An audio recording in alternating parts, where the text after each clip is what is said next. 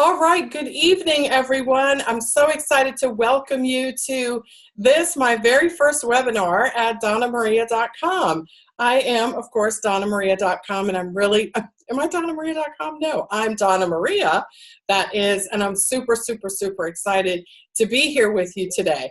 Our topic this evening is how to create a lifestyle CEO business. So we're really just going to run down that agenda that I sent you. So I want you to know that we are going to stick really closely to that because I think it's the best way to give you a really good overview introduction of what I'm going to be doing here at DonnaMaria.com and how I can help you as well. So let's just run through really quickly. And Rolanda, I want to welcome you. I see that you're here. Let me see if anyone else is here.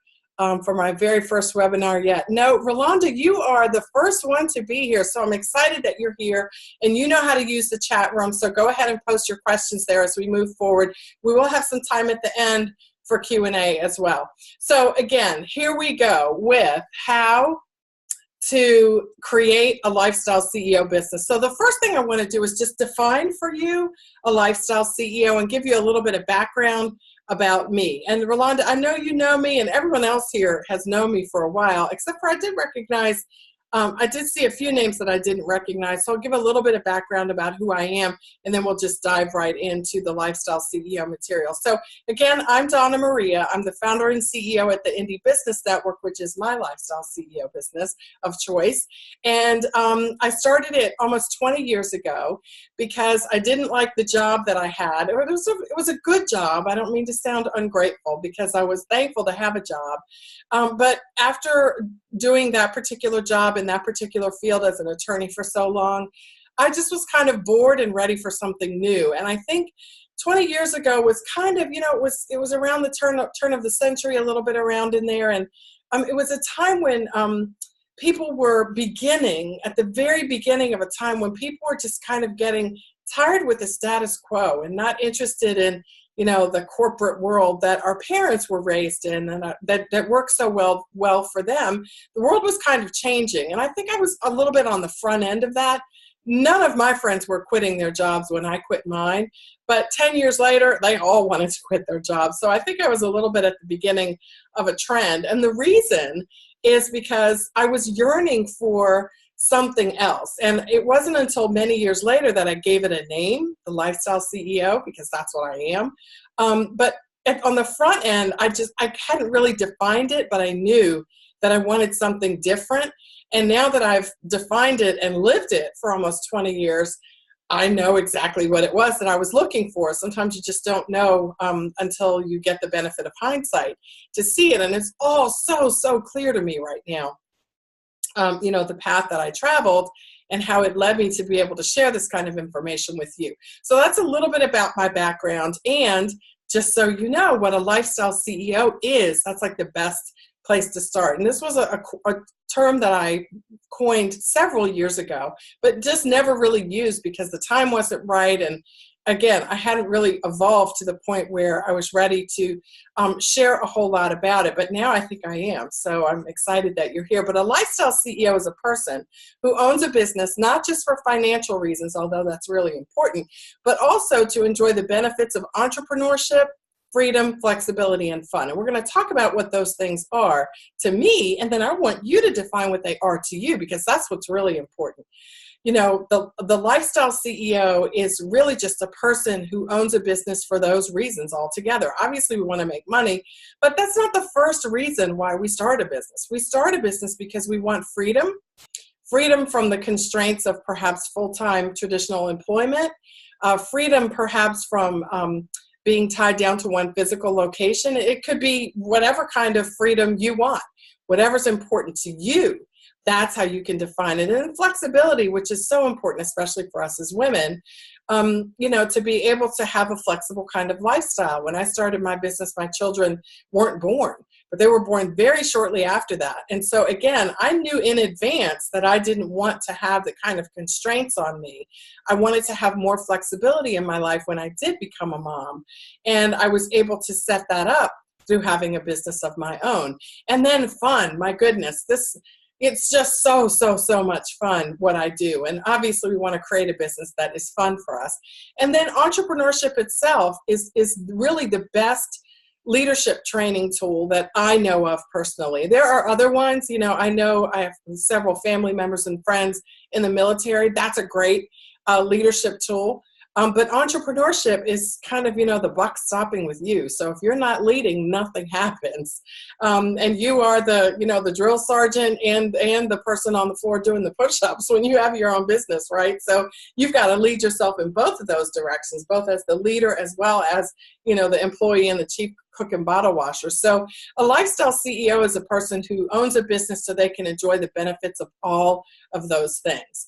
And so from that perspective, I want you to be thinking, as I'm sharing with you this evening, about what the definition of those things is for you. Entrepreneurship, freedom, flexibility, and fun. Like, how do you define that? Because that's what's going to help you set up your lifestyle CEO business, whatever it is, to really suit the kind of life that you want and the kind of ways that you define those terms. So let's just keep on moving on here. How to know if your personality is suited for a lifestyle CEO business. Now, I need to pause here and tell you that the way I am teaching lifestyle CEO business and lifestyle entrepreneurship generally at DonnaMaria.com is from a service-based perspective. So, there's lots of ways to run a business. There's lots of types of businesses to have. But the training that I do here is for entrepreneurs who have a service-based type of a business. You're a consultant, maybe. You offer services to people. Maybe you're a coach. Maybe you want to be a coach. And things of that nature. So while a lifestyle CEO business can take many different forms, including non-service-based businesses, my focus here is on, as I've said in the emails that I've been sending and elsewhere, my focus here in this training is for people who are interested more specifically in a service-based business. So that's the perspective I'm going to be speaking from, and I can take your questions from other perspectives as well, but that's the one that I'm mainly focused on for purposes of our time together. So let's just dive into the personality issue, which I think is so important. How do you know if your personality is suited for a lifestyle CEO business? Again, the type that I'm describing, a service-based business. Well, first of all, you have to be interested in serving people. You have to really, really be wanting to serve people. And what's also important is that you have the ability to interact well with people and to play, in different sorts of sandboxes and to be flexible in terms of dealing with different kinds of personalities. Because when you serve people, you're going to run into a lot of different personalities. And when you serve them in a service-based business, you dive down even deeper into some of the personality type issues that people bring to the table when they become your clients or your customers. And so what you really have to know is that you have the type of a personality that has the type of empathy and is going to sort of be a little bit more on the patient side when you're interacting with people, and have that sort of empathy for them and with them as they're struggling through whatever issues it is that you in your business are helping them with.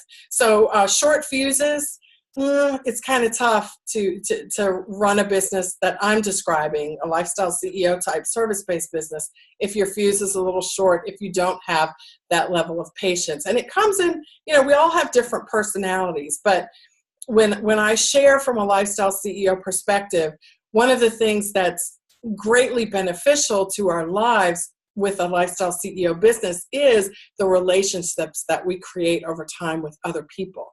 And so I wouldn't say that you have to be a quote unquote people person, like you can't be an introverted person. I don't think that's necessarily true, but your personality can help your business in extraordinary ways if you are able to deal with different types of personality types and have that kind of empathy and have that kind of sympathetic approach to some of the issues that other people are dealing with, as opposed to kind of, not really being able to sympathize with them and kind of feel a little bit of what life is like in their shoes. So when I'm sharing these sorts of things, especially when we talk about membership-based businesses, you really are going to be dealing with personality types from all across the board. So it's very, very useful to have the type of personality that can deal with a lot of different types of personalities and interact with them in a positive way and kind of allow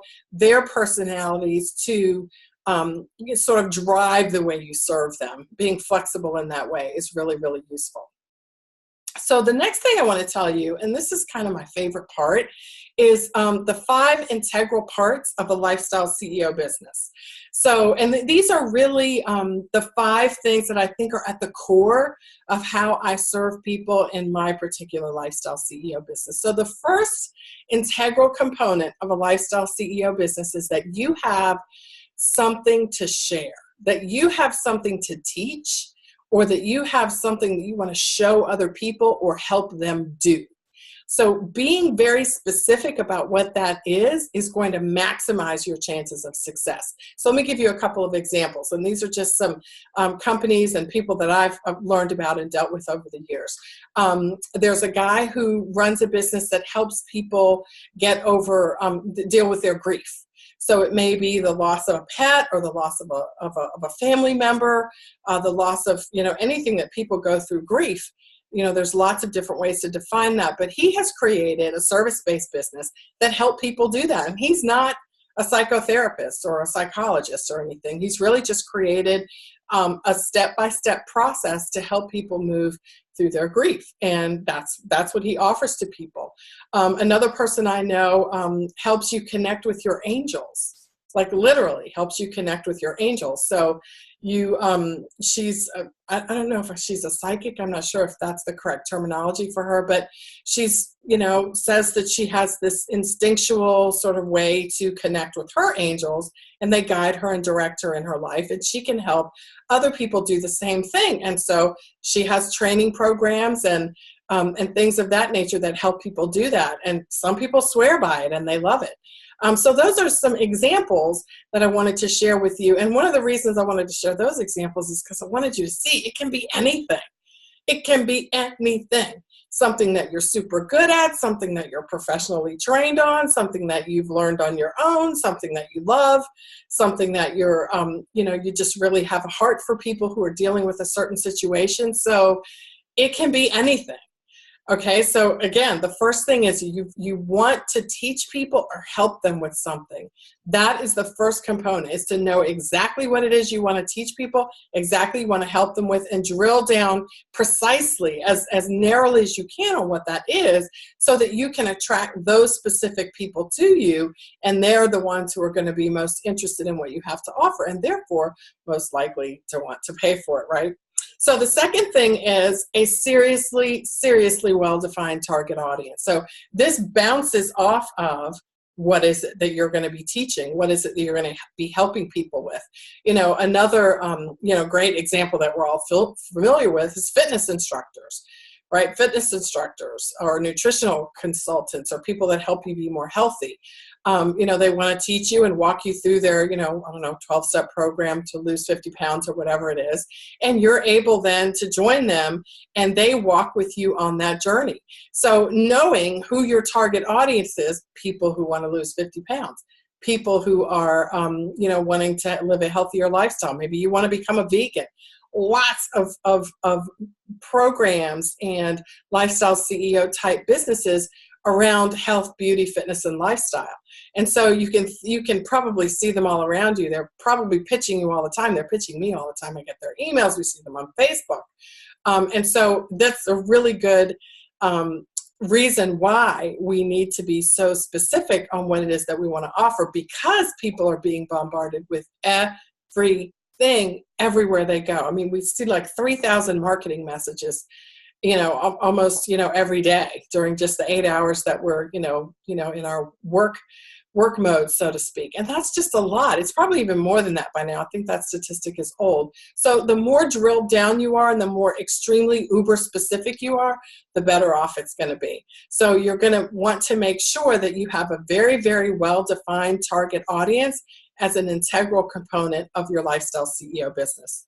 The next thing is you want to have systems. Okay, you've got to have some systems. Now, this is probably the most challenging part of starting a business like this and running it. And let me tell you why. Here's what I noticed. I notice a lot of people with great ideas, and they do have a niche. They know exactly what they know. They know a lot of people who need to learn what they know, or people that they want to, help along with whatever it is that they're teaching or guiding on. And they know who their target audience is, but they get stuck with the systems. Like, how often do I teach? How do I teach? Do I use a webinar? What webinar do I use?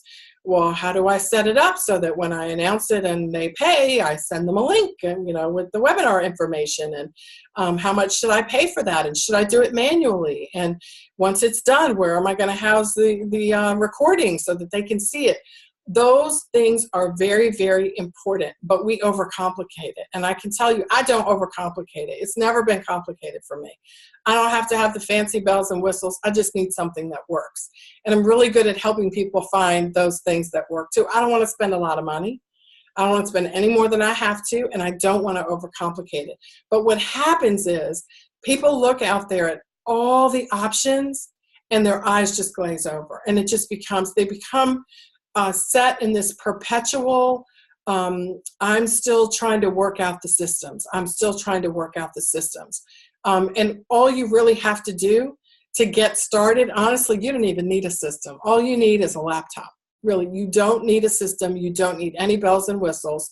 You can do things manually. And how do I know this? Because I ran the Indie Business Network completely manually for almost 10 years. Everything was manual.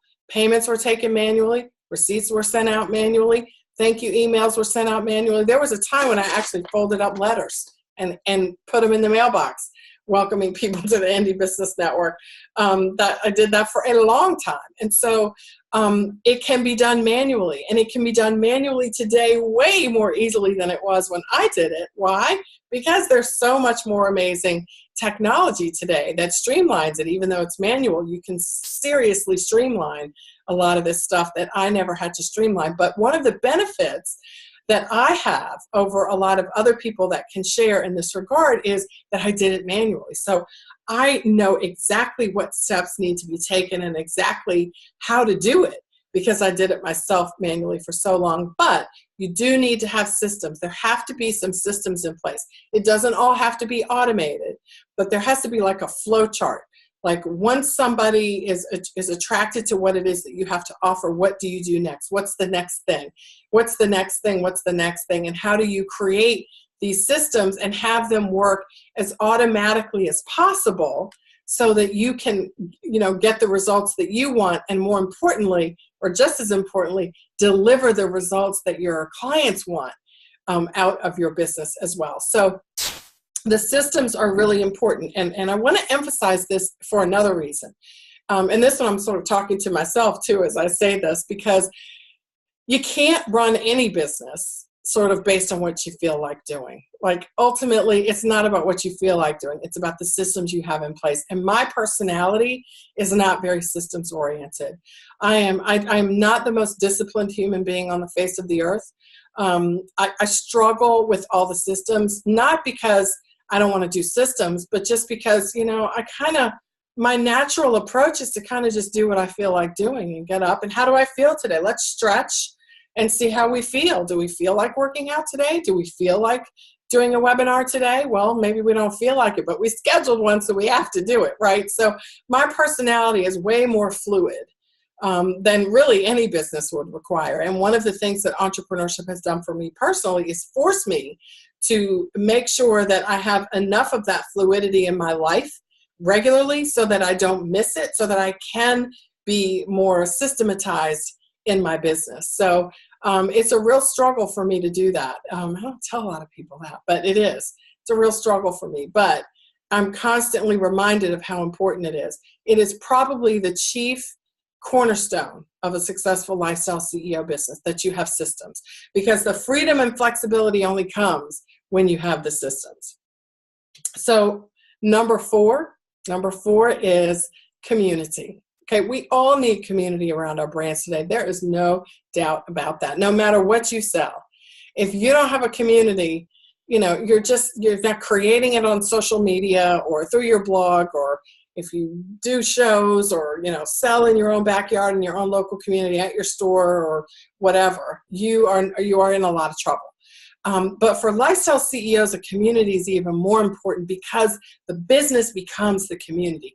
The business becomes the people that you serve, and the business becomes the relationships that develop out of that community. And this is a lot of where the fun comes from, right? Because again, if you're connecting with your peeps all the time, like, life is fun. Like, when do you even work? And it's such a blessing to be able to do that. And there's steps that you can take to get to that point where you are always around your people, where your people are always around each other. And all roads lead back to where? They all lead back to you bringing these people together. You kind of become, in the definition of lifestyle CEO business that I have, you kind of become like a super connector of people. You draw people to you, and therefore you draw them to each other. And so you end up having this, do you remember the commercial about the, I can't remember the name of the brand, and they tell two friends and they tell two friends. I know that's how social media works, but that's how your brand works as well. That's how your brand works. When you create a business that attracts those type of people, your people around you, and you're helping them and you're guiding them and directing them, and you're genuinely changing their lives alongside them. You're watching this happen. You're seeing it happen. You are influencing it in a positive way. There's no more joy in life, I think, than to be able to have the ability to impact people's lives in a positive way. And if you can do that and make a living at the same time, it's like, does it get any better than that? I just don't think it gets any better than that. So, and the next thing, and this is the fifth thing, is that, you have to have a level of expertise in whatever it is that you're sharing. So I told you earlier about my friend who is like an angel guide. She'll introduce you to your angels. Okay, like, there's no degree in that, right? Like, you can't get, not that I know of anyway, you can't graduate with a Bachelor of Science in angel reading. Not from, traditional university that I've ever heard of anyway.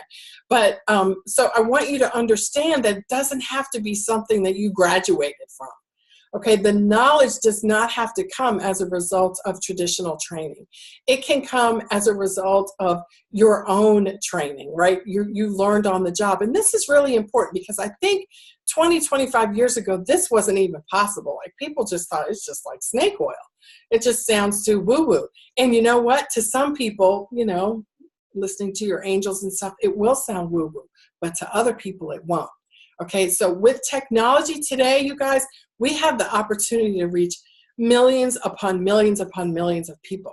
And millions upon millions upon millions of people have different interests. So when we talk about drilling down into a niche, it's not a scary thing anymore like it used to be. Maybe you had to drill down in a niche, in the, community that you lived in, and there's only 3,000 people in that community. Well, maybe a niche in that community can't support you. But today with the internet, your community can be anywhere. I mean, the only thing that might narrow you down is the language barrier, because you have to be able to talk to people and they have to be able to talk back to you, and you have to understand them quickly and efficiently.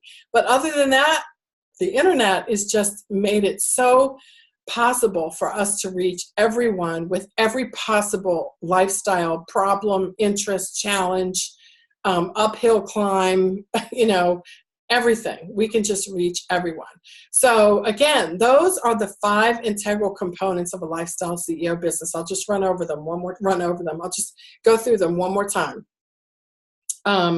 Wanting to be able to teach and train or help people with things. I'm going to move the last thing up to number 2, knowledge, right? Knowledge, having some sort of expertise in a particular area, whether it's self-taught or not, doesn't really matter. It might matter in your target audience, so it kind of depends on who your target audience is, but knowledge and expertise that they understand as the kind of expertise that can help them.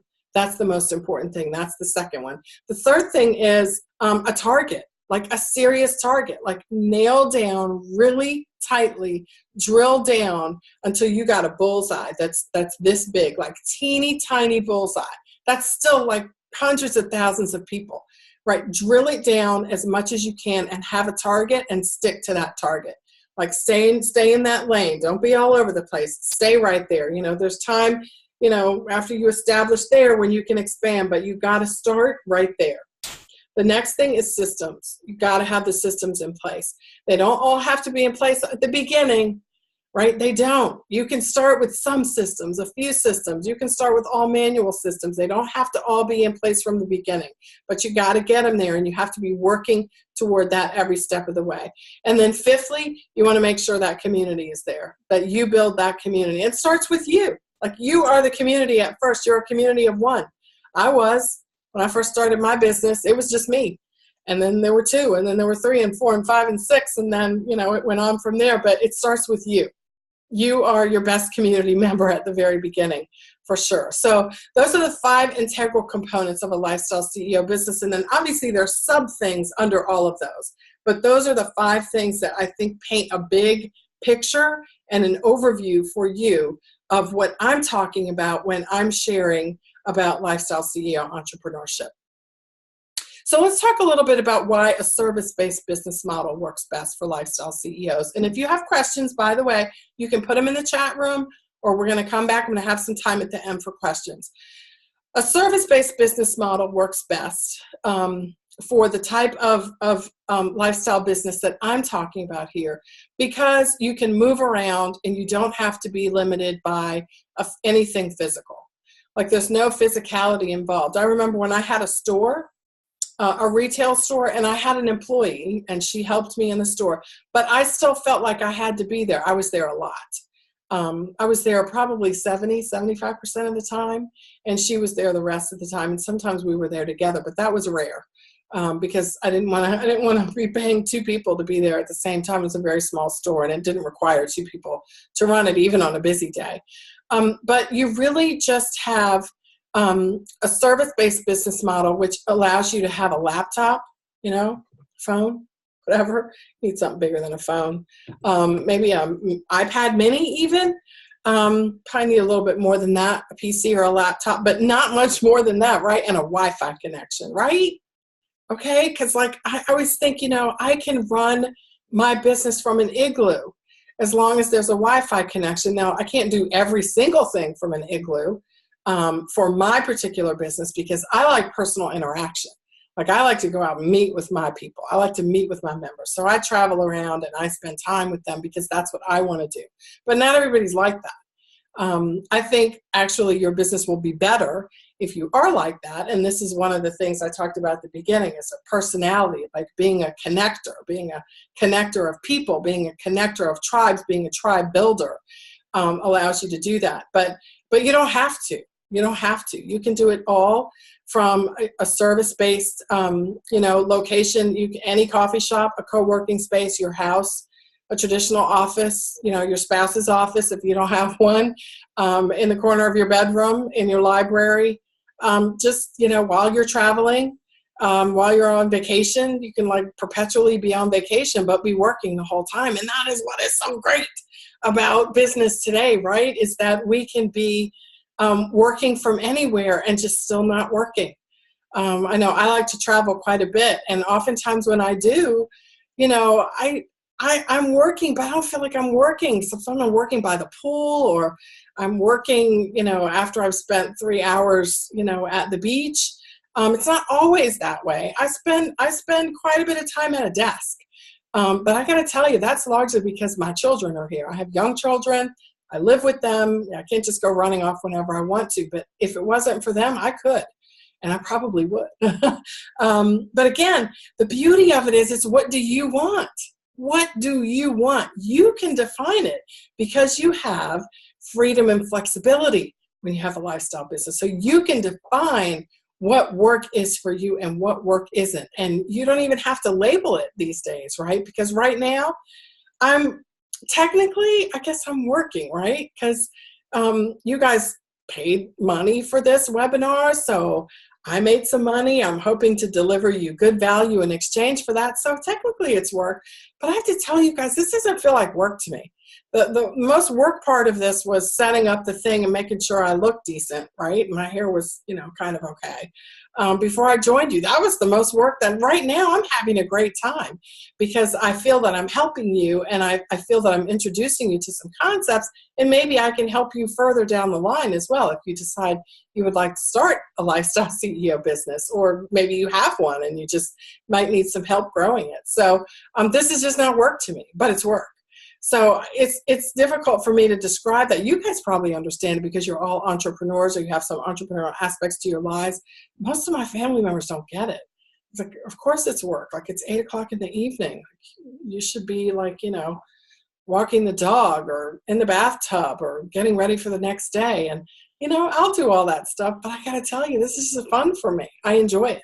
So, and that's why I love a service-based business model, because I'm able to do it from wherever I want. I can have a good time. I could schedule this at 2 o'clock in the afternoon if I wanted to, and you would get the recording if you couldn't make it live. I could do it at 8 like I'm doing now, and you get the recording if you can't make it. We have some people who registered and they told me they couldn't be here. They get the recording. So it's a wonderful way to be able to do that. And I think a service-based business gives you that kind of flexibility, whereas non-service-based businesses may give you some freedom and flexibility because, say, for example, you sell products. Well, you can sell products and never be in a manufacturing studio. You don't ever have to be in the shipping department because you can hire people.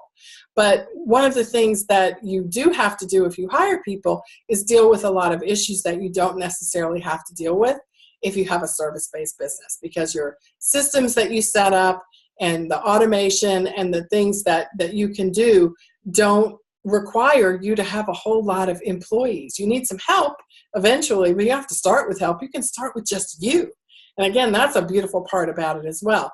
But you can start with you and still have the freedom and flexibility that you can enjoy in your life, which you can't when you have a business that's not service-based and requires somebody to be somewhere, actually in a particular physical location doing something. So there's nothing wrong with either approach. They're just different. They're very different. And so knowing that is a really important part of deciding what kind of business you want, what kind of lifestyle you want your business to deliver for you. So, and let's drill down a little bit further on that concept of service-based. Let's drill down further and talk about my recommendation that if you do have a service-based business, that it be membership-based, okay?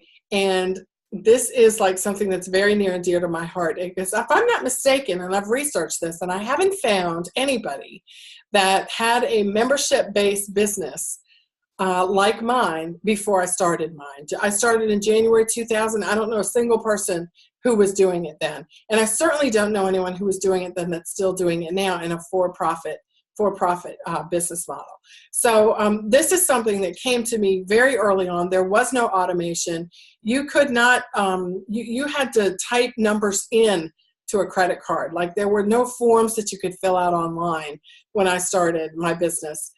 You couldn't just send a link, fill out the form, secure website ordering, and you would put your credit card number in there. I had to enter that stuff manually, like literally on a phone.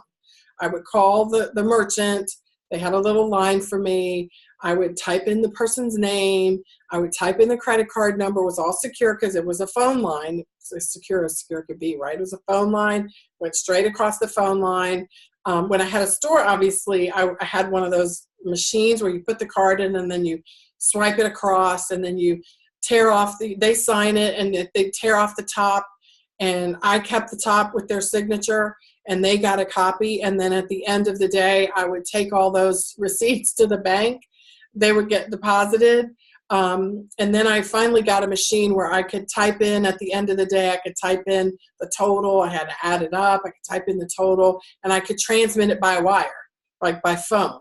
I could transmit how much money there was, but then I still had to have those receipts because I had to prove that people had signed it. Then again, a little bit further on, even when I got a website, I was still doing it manually because there was no security. There was no way to automate that stuff back then. So I did all of it manually myself, typing people's numbers in and stuff like that. And today that would drive me nuts. But back then, I didn't know there wasn't anything else. So it worked really, really well. But for a membership-based business model, even though it was very labor intensive compared to what it is today, back then it was extremely labor intensive, far more than today. But what it allows you to do is it allows you to deliver services, information, ideas, guidance, in whatever form you want, be it ebooks or webinars or in-person meetings or hourly consultations or office hours. I mean, just you can run down the whole gamut. But you're able to do that in a way that sets a price for people to pay on a monthly basis. Sometimes it's annual. Most of these days, it's monthly. The reason mine, for those of you who might be wondering, is annual is because back when I started, there was no way to do it. I wasn't going to renew everybody's memberships manually every 30 days. I was just not going to do that, but I could do it annually. And it's like the business, had grown so much and people were so used to it, I just kept it that way. You can join on a monthly basis now, but most people still join annually. So what you have, though, is you have recurring income. What you have is, again, you go back to the beginning when I said systems. You have a systematic way to deliver what people value, what you promise them, and then in exchange for that, they agree to be charged and to pay you every month for that service. And you guys are probably familiar with that. You probably have some sort of a recurring something that you pay for, whether it's Amazon Prime and you get, like we order my mom's special diet drink that her doctor ordered every month. It's automated billing. It goes to her doorstep every month. On the third of the month, it lands there, so we don't have to worry about her not having her stuff, and we don't have to worry about her running out, and we don't have to worry about running to the grocery store in the middle of the night to buy it at twice the price, all that stuff. So it can be done with services and with products, but with a Lifestyle CEO membership-based business, it's a beautiful, beautiful thing, right? Because you're able to deliver and you're able to focus on delivering what you promised and not selling over and over and over again and selling all the time. You're really just developing a community, you're developing relationships with people who want or need what you have to offer, who value it, and who you serve. Like, this is not put the needle on the record, charge everybody, give them a little something, and go running off to, Italy or whatever. No, that's not what I do, and that's not what I teach people how to do. But if you know who your audience is and you know what they want and what they need, you can create those things and deliver them to them so they don't even have to think about it. They don't even have to wonder if they're going to get it. They know it's going to be there. And in exchange for that, they allow you to automate the billing so that you can deliver it, not have to worry about running through cards and chasing people down all the time. And you're able to deliver that service. They value you and you value them, and it's a beautiful exchange, and it can last a lifetime. Like 20 years is a long time for any business to be around, and my business has been around for about that long, and I'm not going to stop it. I love what I do. I love it, love it, love it, and I wouldn't have it any other way. And one of the things that a membership-based business model can deliver to you too is that sort of longevity. Right? So you are able to tweak it as you go, right? Because things do change. People do want different things. Technology changes. Whatever industry you're serving may change as well. So you may need to do some tweaks as you go. Of course, every business does. But the core is the same. And so this is why I recommend a membership-based business model, because you get the freedom, you get the flexibility, you get the recurring income, you get the systems because you create them, and you get the type of a business that revolves around you and revolves around what you want your life to be like and revolves around what your clients, your customers, your members, what have you, tell you that they want and they need from you. And it's a beautiful exchange. And it's a very natural flowing exchange too. Because it's relationship. So it's a very, very natural way to be in business, and a very, very natural way to relate to people and also to live your life. So I've got 2 more points I want to cover before we go to questions. Number 1 of my last points is why you must create a personal brand that complements your business. Okay. So we go back to how to know if your personality is suited for a lifestyle CEO business. As I said, you don't have to be like an outgoing, like crazy, off the chain, personable, always chitty chatty person, but you do need to be able to create a brand, a personal brand that can support your lifestyle CEO business, because people are going to look to you. They're going to look to someone that they can know, like, and trust. And this is the same with any business, doesn't matter what kind of business it is, but especially when you're leading people and when you have a service-based business, and particularly if it's a membership-based business, your personal brand is going to help to sustain that. So over time, you're going to be the person that people are going to come looking for. You're doing most of the teaching. You might have some other people helping you. You may interview people who can teach things that you can't teach, or maybe interview people who can teach things better than you. That happens sometimes as well. But at the end of the day, it's your personality that's going to sustain that business. And this, or at least at the beginning. That can morph over time. But one of the things that's so amazing about that, and again, so natural, is that it is one of the things that you have that no one else can copy. Like, anybody can copy your membership-based business. Anybody can copy any business you have, but they can't copy you. They can't be you. And so use yourself. It's one of the things that'll keep your costs down too, because you're already you. So when you go out and do a little webinar or a video, or you shoot some Facebook Lives or Instagrams or Snapchat or whatever, you're talking to people. It's you. It's you. And they begin to know you and like you and trust you. And they begin to want to be around you more, and you want to be around them more. And that's where that community forms. It's like, all of this stuff interlocks. I'm giving it to you kind of in a step-by-step fashion, but it's all interlocking. It's a little bit of this and a little bit of that all the time. So it's not like you start with this and then you don't have to deal with it again. All this stuff is like a recipe. It all goes in and it all comes baked out in the cake. But it's all interlocking. The community in the tribe that you create is connected to you. And it's connected. You are connected to what kind of life you want to have. What kind of life you want to have is connected to how much you want to work. How much do you want to work? What is work to you, right? What is freedom? What is flexibility to you? All of this stuff is connected. So to create a personal brand that can serve as a platform, like, lay yourself down and then build your business on top of that, and you will be able to have all the components of a lifestyle CEO business. All roads will lead back to you, at least at the beginning, and nobody will be able to copy that. Nobody can copy that, because you're the only you. And again, in today's world of everybody starting a business, that's really important, because so often, again, everybody can copy your website. They can copy your copy. They can cut and paste it and stick it on their website. It's not legal, but they do.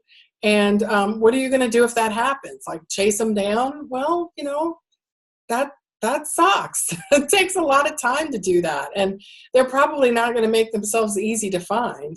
And even if they do, it's a headache that you don't want to have. And so being able to have it be so obvious that it's you, it's like a deterrent. Like, nobody's really going to, do much with that, because it's so obvious. And your tribe is going to say, that is what I saw in that's Lisa's copy. You just need to deal with that, right? And, these days, you don't want to be called out like that as a business owner on social media. You just don't want that to happen. It's like the kiss of death.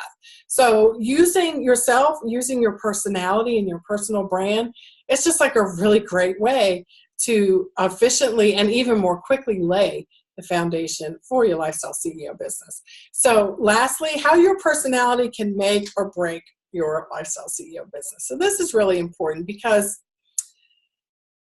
personalities matter. And this really boils down to your attitude determines your altitude, right? And so when people look at you in all walks of life, you want them to have a positive interaction. You want them to have a positive thought. Now, life happens, and you're not going to be in the business for 100 years and not make somebody angry. That's going to happen. But overall, what you want to happen is you want that positivity and that happiness to come through, and you want it to not only come through in your life, but you want it to come through in your brand. And so I'll give you an example of what I'm thinking here. using social media is critical to building a business like this, but using it in a way that stays away from controversial topics, that stays away from, being the first person to share about, some dreadful, mass shooting news or whatever.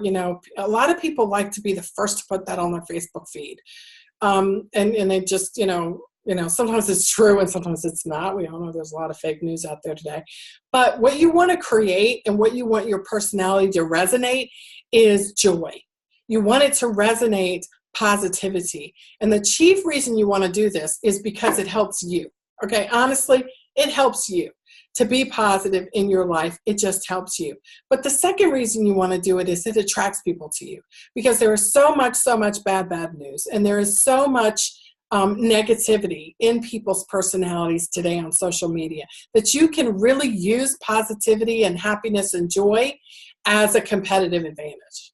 And so staying away from all the chitty chats about, politics and religion and just everything that people can disagree on is a really, really important part of building the type of business that I'm talking about here. So, it's not for everyone to be that way. I know stirring the pot is really important to a lot of people.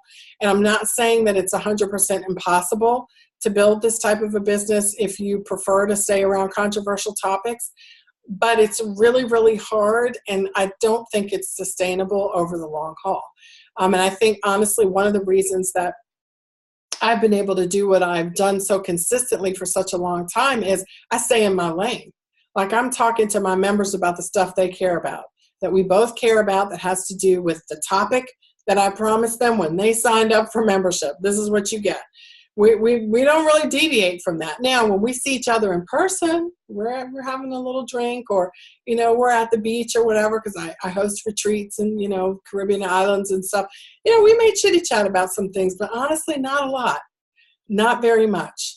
And oftentimes I'm remembering my last retreat where we actually, somebody did sort of start going down that road, and me and two other people at the table were like, well, we're just not talking about that, because we can see where that's going. We are watching the sunset over the Pacific Ocean, and we are not talking about that sort of stuff. So I just really want you to think about how the perception of your personality is going to impact your business if you choose to have a business like this. And not everybody wants that. I wanted it. I enjoyed it in large part because it's leverage to me. It's leverage. But again, not everybody wants that. And so you kind of really have to think about your personality and how you want it to come across, and how willing are you to be that positive influence all the time in public, and have that really become a part of your brand, that positivity, a part of your brand. So much so that that people will say, oh, you know what, well, we're not even going to talk about that on her because she won't talk about it, or he's just not going to go down that road. You want to be known as the person who will go down certain roads and who won't go down certain roads. It's up to you what those roads are. But what I'm suggesting is that if you want to build a tribe, a community around a service-based, membership-based business, that it's way to your advantage to be that positive person and that positive influence all the time.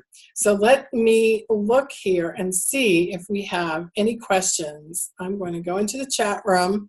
I don't see any questions there, but let's see who's here.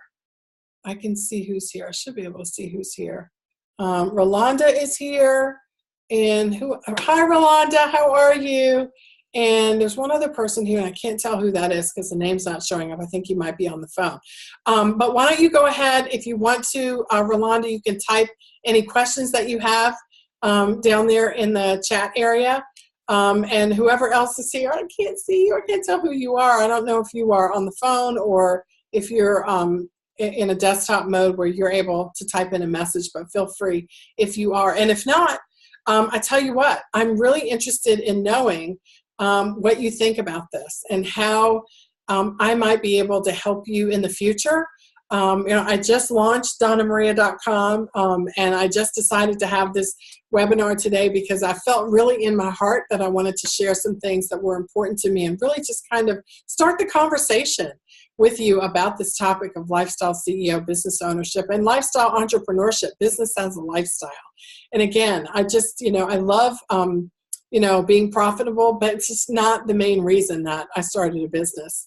So Rolanda says, I've been thinking about transitioning my business to more services than products. I love my products, but it isn't as a free model, or I guess it's not as free a model. How do I start the transition from product to service?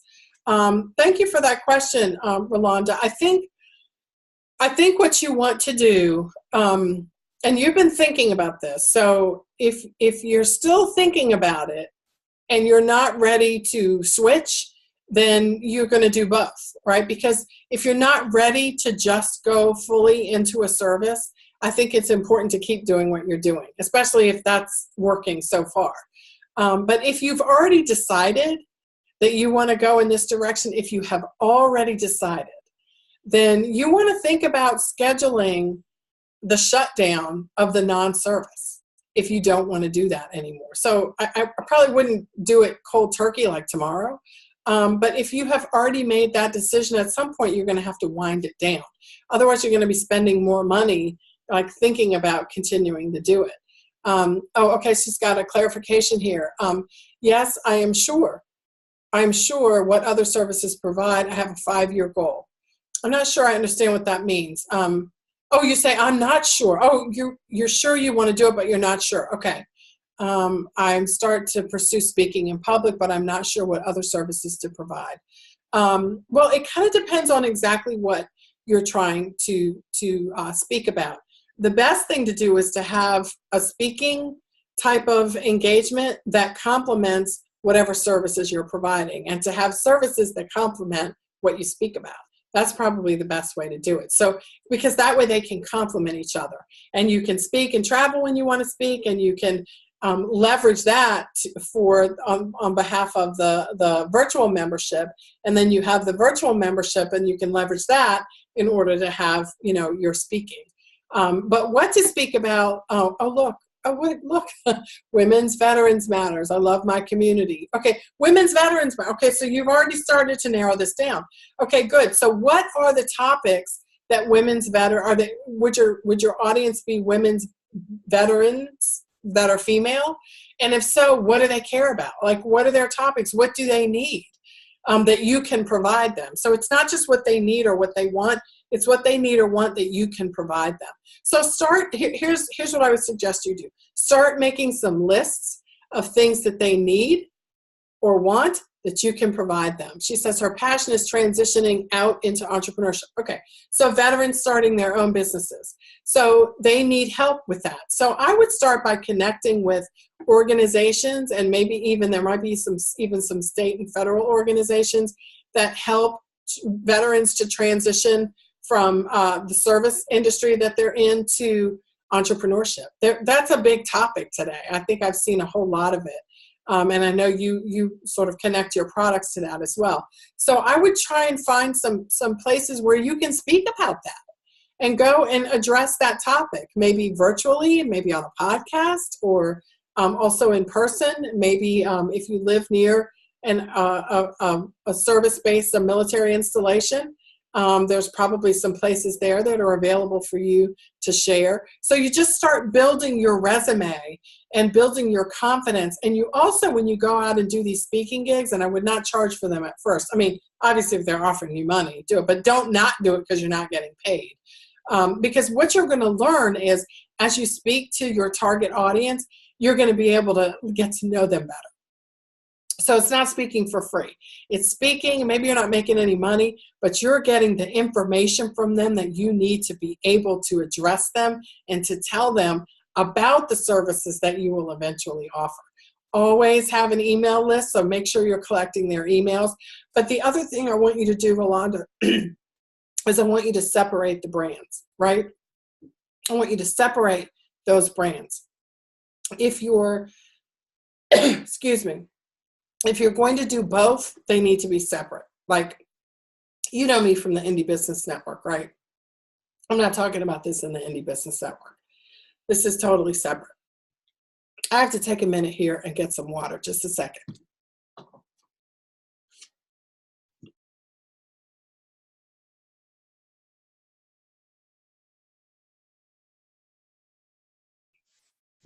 Okay, that's much better. What you want to make sure you do is you keep them separate if they should be separate. Now, I don't know enough about what you're doing to say they have to be separate, but it's very confusing to people when you mix brands. When you come out as, I have a friend who has a product-based business, and she's starting to offer services. So she started putting on Instagram all the services that she was offering under her product-based business, and it was confusing. Like, people were like, nobody was reacting because the people who needed the service were like, why should I go over here where all the products are to learn about the service?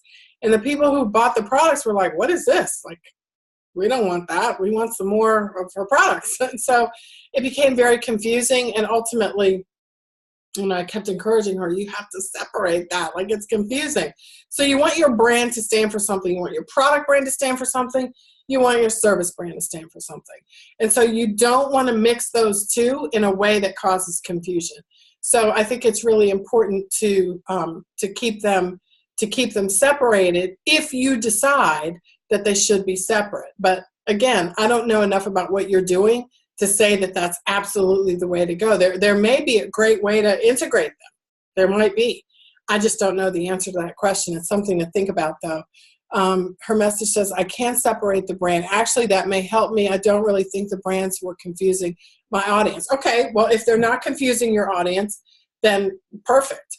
But sometimes they would. So it's something to look out for and make sure that you're aware of the possibility of confusion. And then if you see it, make sure keep your eye out for it so you can take whatever changes are necessary. So it sounds like, though, from what I've seen of you, Rolanda, when I see your Instagram feed, for example, and I see you celebrating women's veterans, I see you helping, sharing with women's veterans how important it is for them to take care of their skin, especially if they're deployed and so forth.